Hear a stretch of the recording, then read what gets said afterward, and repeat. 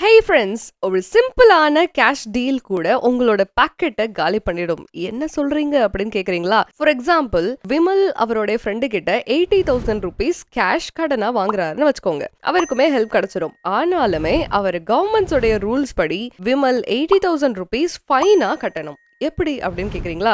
Income tax act section 269 SS சொல்றது என்னன்னா 20,000க்கும் மேல கேஷா லோன் எடுக்க கூடாது. அப்படி எடுத்துட்டீங்கன்னா அதே அமௌண்ட்டுக்கு 100% பெனால்டி பே பண்ணணும். அதுவும் லோன்ஸ் மட்டும் கிடையாது, ஒரு நாள்ல யார்கிட்ட இருந்து 2 லட்சத்துக்கும் மேல கேஷ் வாங்குனீங்கன்னா அதுக்குமே 100% ஃபைன் இருக்கு.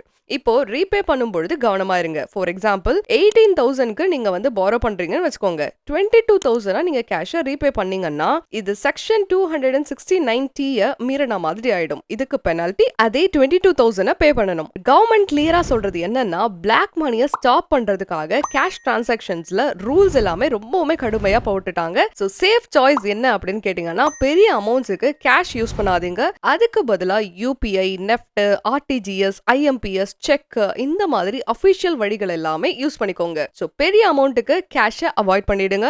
இல்லைன்னா ஒரே ஒரு மிஸ்டேக் டபுள் லாஸ்ல கொண்டு போய் விட்டுரும். புரிஞ்சுக்கிட்டீங்களா?